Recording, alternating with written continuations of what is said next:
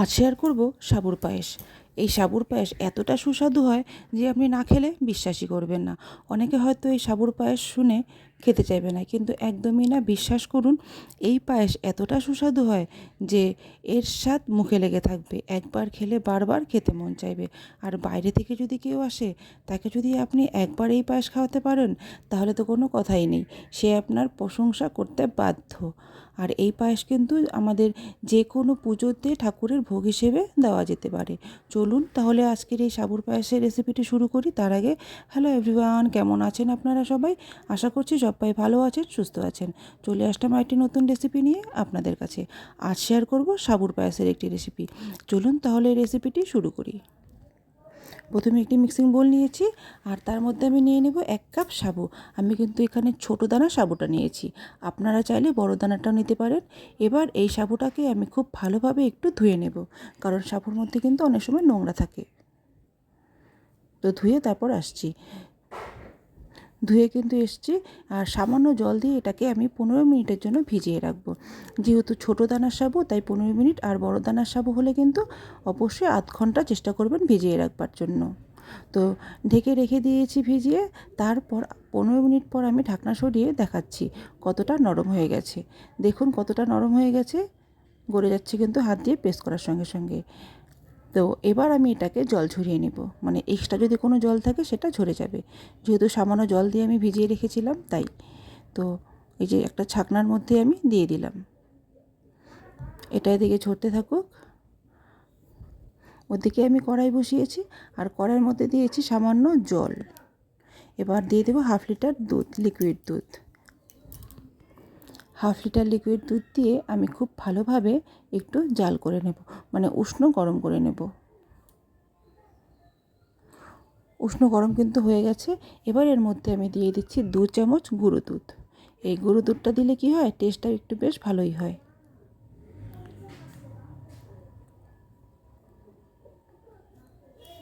তো এবার আমি দুধটাকে খুব ভালোভাবে ফুটিয়ে নিব আস্তে আস্তে।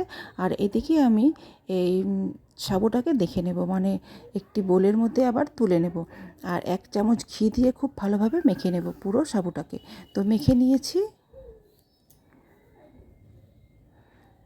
আর নিয়েছি কিছু ড্রাই ফ্রুটস, কাজু আর কিশমিশ। আপনারা আপনাদের ইচ্ছে মতন ড্রাই ফ্রুটস নেবেন। অবশ্যই চেষ্টা করবেন এই ড্রাই ফ্রুটসটা দেওয়ার, তাহলে স্বাদ কিন্তু দ্বিগুণ হয়ে যায়। দুধটা এদিকে কিন্তু আস্তে আস্তে জাল হচ্ছে, মানে ফুটে গেছে। আমি গ্যাসের ফ্লেম অফ মানে কমিয়ে রেখে তারপর জাল করছিলাম। আর এদিকে আমি আরেকটা কড়াই বসিয়ে দিয়েছি অন্য একটা পাশে, আর তার মধ্যে দিয়ে দিচ্ছি 1 চামচ ঘি। আর সেই ড্রাই ফ্রুটসটা ভেজে নেব এই ঘিয়ের মধ্যে। ড্রাই ফ্রুটসটা ভেজে সেই দুধের মধ্যে ঘি শুদ্ধ ছেড়ে দেব। এবার খুব ভালোভাবে একটু মিশিয়ে নেব দুধের মধ্যে এগুলোকে। খুব ভালোভাবে মিশিয়ে নিচ্ছি কিন্তু। তো অনেকটা কিন্তু শুকিয়ে গেছে দুধ, দেখেই বুঝতে পারছেন। এবার আমি এর মধ্যে দিয়ে দেবো সেই সাবুটা। সাবুটা আস্তে আস্তে ছেড়ে দেবো। সাবুটা কিন্তু একসঙ্গে লেগে যায়নি, কারণ যেহেতু ঘি মেখে রেখেছি, এই ঘি মাখার কারণে কিন্তু সাবু একটার গায়ে একটা লেগে যায়নি। তো আপনারা অবশ্যই ঘি মাখার চেষ্টা করবেন। তো এইভাবে এখন বাকি যে সেদ্ধটা বাকি ছিল, ভিজিয়ে রাখার সময় কিন্তু 50% সেদ্ধ হয়ে গেছিলো, মানে নরম হয়ে গেছিলো। এবার বাকিটাও সেদ্ধ হয়ে যাবে এই দুধের মধ্যেই। কতটা ঘন হয়ে গেছে দেখছেন। আর তারপর দিয়ে দেবো 4 চামচ চিনি। চিনিটা দিয়ে চিনিটাকে একটু গলিয়ে নেব, নাড়াচাড়া করে গলিয়ে নেব। তো তারপর আমি দিয়ে দেব খেজুরের গুড়। তো আমার ঘরে যেহেতু ছিল আমি তাই দিচ্ছি। আপনাদের যদি এটা না থাকে, আপনারা চিনির পরিমাণটা বাড়িয়ে দেবেন। তো এবার গুড়টাকেও খুব ভালোভাবে মিশিয়ে নেব।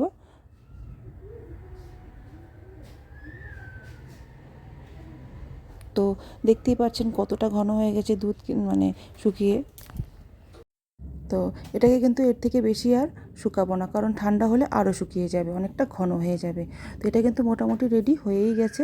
এবার এটাকে একটু নাড়াচাড়া করে আমি নামিয়ে নেব।